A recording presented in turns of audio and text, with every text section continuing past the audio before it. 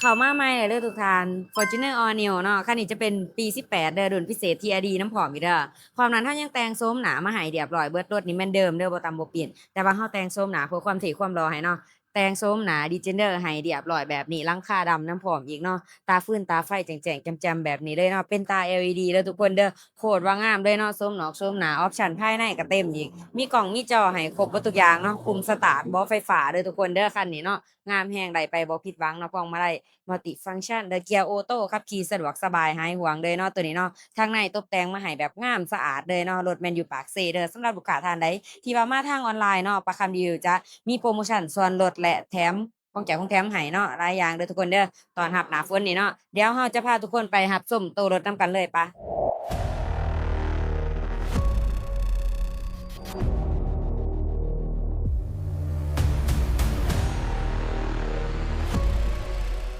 สวัสดีทั้งสองเอง JN เล่าค่ะโดยเล่าเมื่อนี้ Fortuner All New คันนี้เนาะรุ่นพิเศษ TRD มานำเสนอเด้อทุกคนเด้อแต่งโฉมหน้า Defender ให้เรียบร้อยงามๆเท่ๆแบบนี้เลยรถนี่แม่นเดิมเด้อรับประกันให้บ่ต่ำบ่ปิดเนาะยังแต่มาแต่งโฉมหน้าเพื่อความเท่ความงามหลังคาดำให้น้ำพร้อมอีกเนาะออปชันภายในตกแต่งมาให้เบิดทุกอย่างเนาะหุ้มห่อเบาะหนังให้เรียบร้อยเบิดเนาะพวงมาลัย Multi-function เนาะกระแจ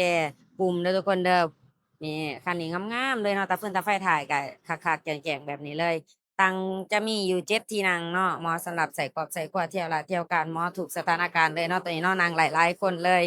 มีกล่องมีจอให้ครบเบิดทุกอย่างเนาะปุ่มสตาร์ตเบาะไฟฟ้าครบสุดครบเซตเลยเนาะแม็กเมิกเดิมๆราคาก็ประมาณ800ปลายเนาะมาโอ้มาล้มกันได้จ่ายสดจ่ายผ่อนเป็นเดือนเป็นปีได้เนาะผ่อนได้ทุกสกุลเงินเดือนสำหรับลูกค้าท่านใดที่ต้องการเอารถมาแลกมาเปลี่ยนมาเทิร์นกันก็ได้ติดต่อมาเอาได้ที่เบอร์97333679เนาะหรือช่องทางแฟนเพจเจนเล่าค่ะเด้อเล่า เดี๋ยวจะพาทุกคนไขเข้ามาเบิ่งข้างในนำกันเนาะทางในงามๆเด้อหุ้มห่อเบาะหนังเนาะหุ้มห่อเบาะหนังดำแถบแดงส่ำแบบนี้เลยเนาะนี่มีเทียร์ดอกเทียร์ดีให้อีกอยู่ทั้งดุมเนาะเป็นไฟหงๆงามๆแบบนี้สำหรับทั้งเทิงเนาะแหวนของเรากับปรับพับได้แบบนี้สะดวกสบายเนาะลำโพงทั้งเทิงก็จะเป็นของ JBL อีกเด้อทุกคนเด้อเสียงดังฟังถูกลำโพงทางดุมอีกเนาะมีให้ทั้งหน้าทั้งหลังครบสุดเบิดทุกอย่างเดี๋ยวมาเบิ่งห้องผู้โดยสารเรากว้างๆสามารถนั่งได้หลายคนเลยเนาะ กว้างแอร์ทั้งเทิงยังมีให้ครบสุดเบิดทุกอย่างเลยเนาะแอร์นี่มีทั้งหน้าทั้งกลางทั้งหลังให้ครบสุดเบิดเด้อทุกคนเด้อนี่มาเบิ่งกันทางหลังกันเลยทางหลังงามๆเนาะตาไฟของเราจะเป็นหางยาวๆแบบนี้เลยนี่จะเป็นสัญลักษณ์ของ Fortuner เนาะนี่มี TRD นำพร้อมเดี๋ยวจะเวลาจะไขบีบนี่บาทหนึ่งเนาะมันจะขึ้นแบบออโตระบบไฟฟ้าให้เราเนาะของถอดของถอยให้เราอยู่เบื้องนี้อยู่ทางหลังเนาะเดี๋ยวมาเบิ่งทางในทางหลังของเรา เบื้องตั้งเสริมนี่เนาะเราสามารถเอาลงได้หรือเอาขึ้นได้แบบนี้ถ้าจะเก็บเครื่องเก็บของก็เอาขึ้นแบบนี้ได้สะดวกสบายต้องการจะนั่งเราก็เอาลงบอนตั้งเสริมเราก็จะมีไฟให้นำพร้อมเนาะทุกคนเนาะถ้าว่ายามกลางค่ำกลางคืนมันมืดแนวนี้เราก็ไต่สะดวกสบายบ่ต้องย้านอีกเนาะมีแอร์หลังให้นำพร้อมอีกแอร์ทางหลังนี่เนาะครบเสร็จครบสูตรให้เด้อทุกคนเด้อบ่ต้องย้านว่าจะบ่เย็นเนาะกะลิกะแจอย่างสะกลัวเราจะเอาไว้ให้อยู่ในกล่องเนาะให้ครบสูตรเลยเด้อทุกคนเด้อกลับขึ้นมาทางเทิงเทิงจะเป็นหัวออกหัวน็อตของเรา อยู่ครบเบิดเนาะรถเดิมเด้อมาเบิ่งมาเช็กเอานำกันได้เลยเนาะรถของเราก็อยู่ปากซี่สำหรับทางหลังเนาะเราก็มีลำโพงให้อยู่เด้อนี่บ่นี่เนาะแล้วเวลาเราจะเอาลงมันจะมีสัญลักษณ์บ่นี่บีบบาทหนึ่งมันจะลงแบบออโตให้เนาะระบบไฟฟ้าแบบเก่าเลย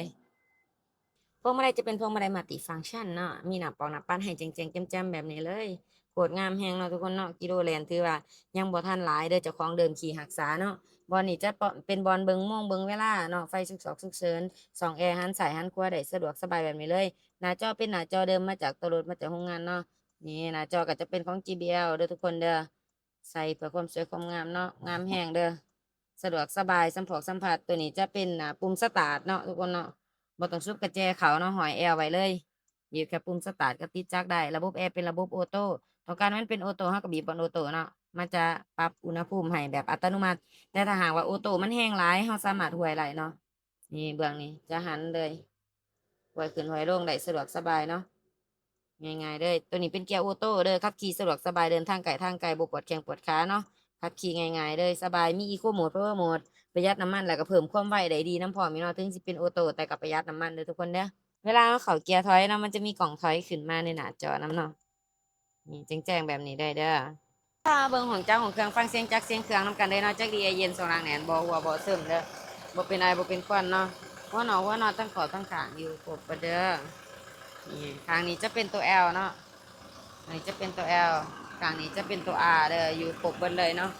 ฟ้ากระเป๋ากระโปรงโลโก้โตโยต้าอยู่ครบเบิดทุกอย่างเนาะแต่งโซมหนามาแต่ว่ารถนี่เป็นเดิมแท้100%เด้อบ่ต่ำบ่เปลี่ยน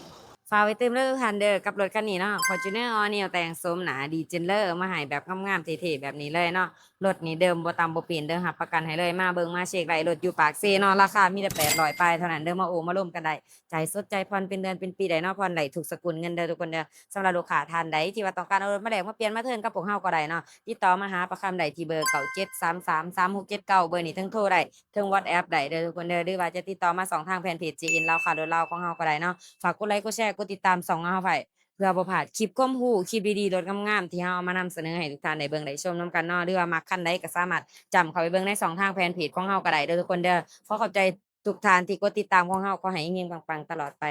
สาธุบ๊ายบาย